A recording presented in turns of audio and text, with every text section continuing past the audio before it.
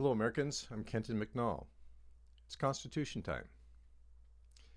Today is December 17th, 2020. And earlier this week, our Electoral College did exactly what they were supposed to do, and they made Joe Biden the President-elect of the United States of America by exactly the margin that he was supposed to be.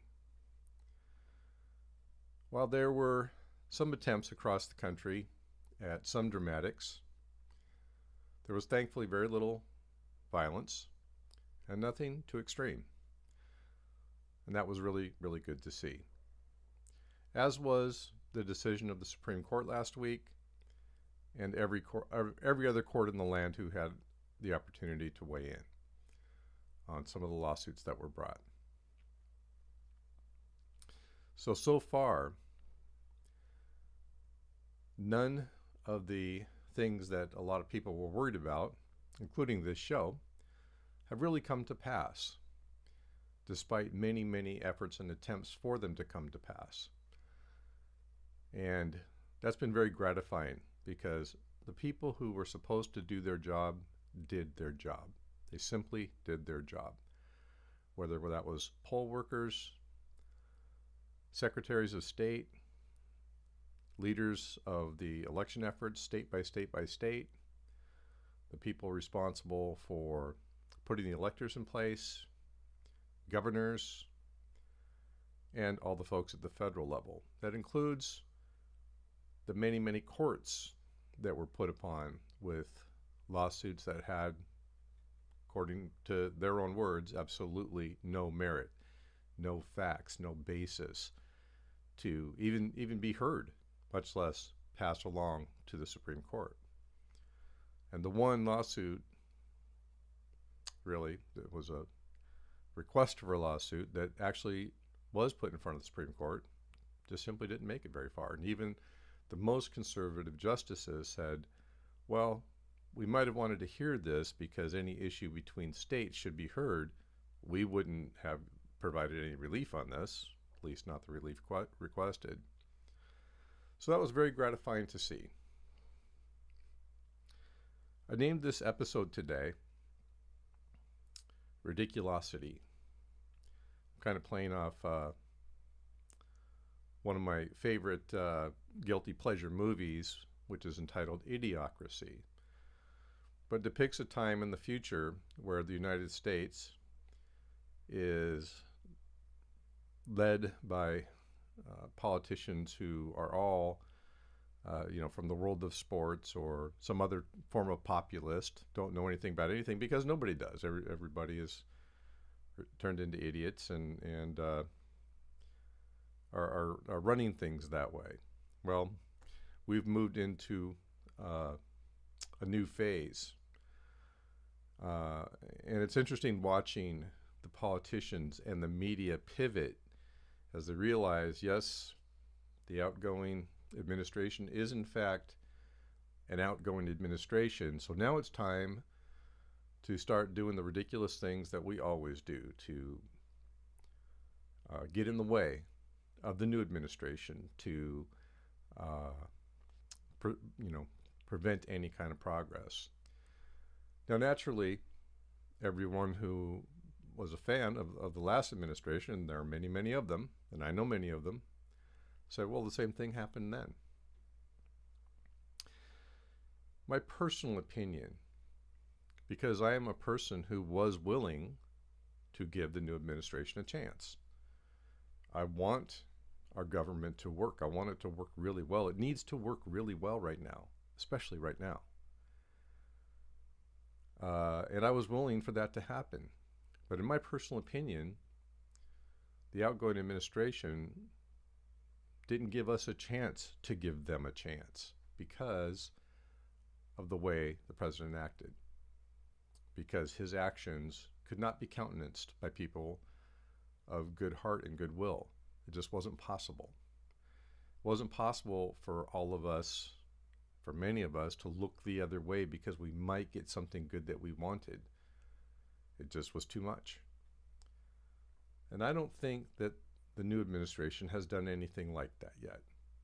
I think they're doing what they should be doing, and they're doing it at least with the hope and wish for bipartisanship. That's what the new president is like. And under no circumstances is the new president temperamentally like the old president. So I hope that he gets more of a chance. But that's where ridiculosity steps in and starts to play a role. I had the fortune or misfortune of watching the Homeland Security Committee headed by Ron Johnson meet yesterday. I didn't watch all 4 hours. I wouldn't have been able to handle that, but I watched enough. And it just reminded me of how difficult it is to watch our government and at work these days, and how much they're there just to berate the other side, just to run the other side down and do everything they can to make the other side look bad. What the committee was actually doing yesterday was they were trotting out the same group of individuals, experts, that had attempted to bring the theories and conspiracy theories about the fraudulent election to the courts. Literally, many of the same people. And they were there with nothing but stories. No evidence at all. Nothing but statistics, which we all know the statistics can be made up to say anything that we want it to say. Nothing but witnesses with no credibility trying to make this case or reiterate this and continue to whip up the anger and the bad feelings about the election. And Ron Johnson kept saying, we can't just ignore this. The other side just wants to ignore this, just wants to move on. Ignore what, Mr. Chairman? There was nothing to ignore. You had no evidence. There was no evidence. There was no court in the land, whether it was a liberal justice or a conservative justice, who even wanted to allow a court hearing to take place, because it was nothing but hearsay, innuendo, made up statistics. One of the witnesses in this meeting was one of the attorneys for the Trump campaign. How does the attorney for a Trump campaign become a witness in front of a Senate committee? What was even worse than this subject matter, which does not need to be rehashed again, was the way they treated each other. The way the majority that ran the meeting treated the minority, and the way the minority talked to the majority. It's awful. It's awful that that's the way our government is run. It just creates division, anger, hate, bad feelings. And some of them, they just obviously live for it. They love it. That's what they want to do. And that's not the way our government should work. And perhaps it's the way it's always worked. But I remember different times. And I don't know if anything else is possible now, but I certainly hope that it is, because we're never going to get things done if that's the way we're going to operate. There's a big, revenge tit for tat thing. We're in the majority. We remember what you did to us when we were in the minority, and now we're going to do the exact same thing to you. And that's the tenor of an awful lot of what's going on. You treated the old president this way. We're going to treat the new president this way as well. I would just humbly say that the old president got treated pretty much the way he treated others, and always has, and everyone knows it. So I hope that Joe Biden does get treated the way he treats others, because I think he's considerably more respectful of people. I think he has much more empathy for people, and I think that he has a past in government that shows that he chooses to work with the other side to get things done, rather than lie about them and blast them and do what's been going on for the last 4 years. And of course, everybody wants to keep hammering the same themes. We've heard more in the last couple of weeks about the Russia hoax than we have for quite some time. Thankfully, that had gone to bed for a little while. But this committee meeting that I watched was full of it, the Russia hoax. Which Russia hoax again? Because even the Senate Intelligence Committee said, yes, Russia tried to interfere in our election. And in fact, they did interfere in our election. They interfered in our election. And they didn't do it in a voter fraud way. They did it by putting so much misinformation out that people changed their minds, voted a certain way because of this information, or didn't vote at all because of the information. Where the concerns in this election have been about voter fraud perpetrated by Americans, theoretically. Another thing that's really being hit right now, and there's just an awful lot of hypocrisy in all of this, of course. Congressman Eric Swalwell is under the magnifying glass right now because he has a relationship with a young person from China. And of course, there's a lot of concern about that this person is a spy. But that's not the way it's expressed anymore. There's no proof that this person is a spy. If this person was a spy, they wouldn't still be in the country. There's a possibility that she's a spy, but in all the media now, she's a spy. And Eric Swalwell has definitely been colluding with her to give her all of the secrets of the United States of America. And, that may be true. Maybe true. I don't know that it's not true. But I do know that just as one of the judges said about election fraud this last week, saying something happened is not proof that it happened.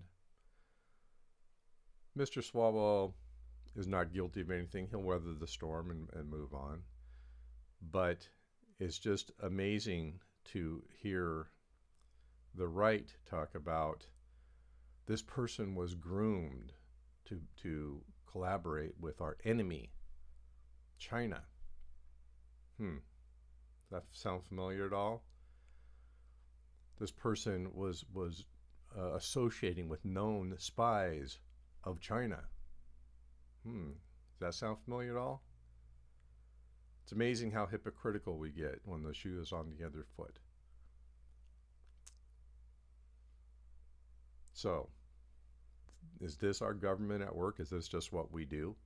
Because these issues, this has suddenly become the second most important thing for us to do, is to get to the bottom of Eric Swalwell's collaboration with this Chinese spy. Between 1 in 5 and 1 in 6 of the people on the face of this planet are Chinese, or Chinese descent. And China is now very, very solidly being called our enemy. In war, I'm fairly certain that the Chinese have never been our enemy. In fact, the Chinese are not, they if they're doing war, they're doing it in a different way. They don't, that's not their style. They have not been involved in world wars and the wars of the West. They are a formidable opponent, and there's no question they are our opponent, economically, ideologically. In many ways, they are our opponent, and they seek to be the number one economy in the world. And it's kind of surprising they're not, since they have 4 or 5 times the number of people that we have here in the United States of America. They are no doubt formidable competition. And that's the way we should think of them, and that's the way we should treat them. Because if we don't, we're just going to lose in that global game of war and business. We've had many advantages, but those advantages will slip away if we turtle up and go protectionist and waste all of our life energy fighting these useless battles between ourselves and allowing our politicians to do the same.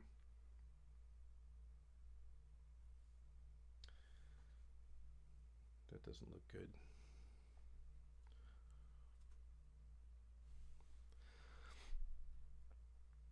I'm looking to see if the feed is moving.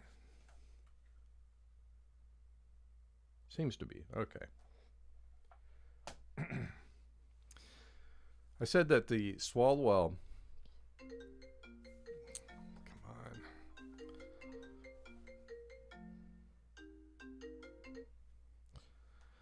Sorry about that, folks. I said the Swalwell issue is the second most important issue that's come up. The number one important issue that's come up, of course, to the right, is the hunt for Hunter Biden. You know, I don't know a huge amount about Hunter Biden. I probably know about what the rest of you know. I did look some things up on Wikipedia about Hunter. But it seems to me like Hunter is maybe a bit of a troubled person. He has had some problems. May not be the sharpest tool in the shed. And I don't know him, so that might be a very unkind thing to say. It seems like he makes some mistakes.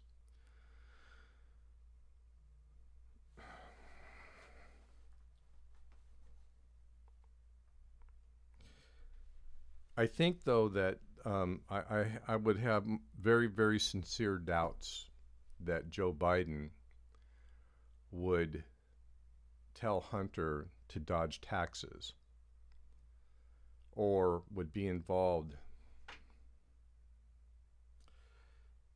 Can I call you back, please? I'm calling you back. I'll call you back. Thank you.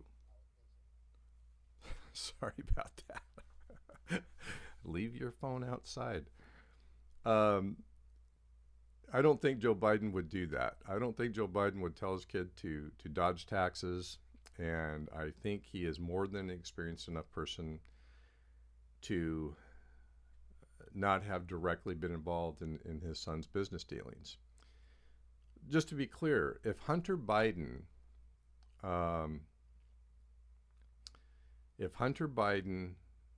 dodged taxes, he should pay the price for that, especially if he did it knowingly. If he inappropriately used government resources in any way, there's a price to pay for that as well. And all those things are true whether you're a president's son or not. But Hunter Biden is not Joe Biden, and Joe Biden is not responsible for Hunter Biden. But again, the hypocrisy of the situation is astounding. We're concerned that Joe Biden helped his son get jobs. That's funny, because the current administration directly gave his kids jobs in the government that they were not qualified for and that they did not pass security clearances for. So it's really hypocritical to go after this like it's the number one most important thing in the whole world. And another thing I know about Hunter Biden is that he's been under investigation apparently since 2018. That's more than 2 years.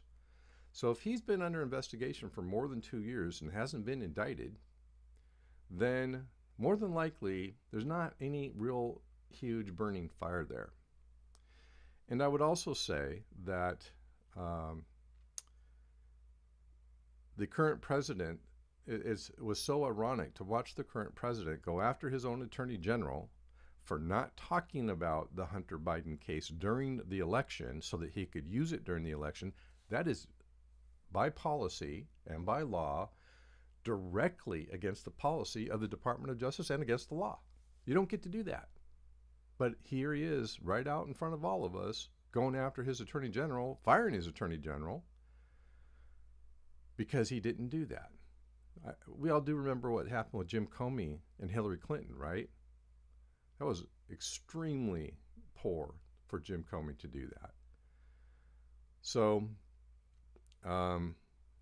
there's just a lot of hypocrisy and a lot of ridiculosity going on. If Hunter Biden did something, we can count on our Department of Justice to find it. I think we can absolutely count on our new president, Joe Biden, not to interfere in that process. And thinking that he did something does not make it true. Even investigating whether he did something does not make it true. Now, when it comes to the Department of Justice and the FBI, if they're investigating something, there's probably something to investigate. That may well be the case. But the FBI investigated a lot of things over the last few years that didn't pan out to anything. And that same thing may happen here. So I just wish, once again, that we could pay attention to the business of government, because while all these things are going on, there are people in long, long food lines in this country that need the help of the government. The very same people who are chasing this foolishness down are not taking care of business. And I really object to that. We have one more hurdle to overcome, folks, in this election, and that happens on January 6th. Constitution time is about the Constitution, and it's been really interesting for me to do this because I've learned so much more about the Constitution and the constitutional processes than I ever knew before.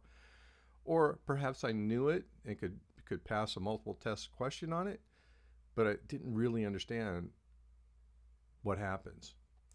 So in tomorrow's Constitution time at 5 o'clock on Friday, we'll have a really good panel to discuss what's going to happen on January 6th, which most of us usually never have to pay attention to because it kind of just happens. But like almost everything else in this election, it'll be a bit more under the microscope, because the thing that's supposed to happen on January 6th does have some cracks, does have some undefined processes that someone could fill in the blanks here. We already know that some congressmen and some senators are going to participate in a part of that process which allows them to object to electors and possibly have the electors thrown out. We know that is something that's going to occur, the objection part, hopefully not the thrown out part. But there are other interesting things that could happen, and we'll explore that at some length tomorrow with a really good panel. So I hope you will join us then, and keep the faith. I think our Constitution and our democracy will win out, but it may need our help to do so. And by the way, the number one help that it needs right now is Georgia. We need 2 Senate seats to have an equal Senate with votes, tied votes broken by the Vice President, and that is the way that our government may be able to make some meaningful progress over the next few years. So get out your pocketbook or whatever you feel you can do to help the effort in Georgia. Thank you for joining us this evening on Constitution Time. Take care, Americans. Be well. Protect yourself from COVID.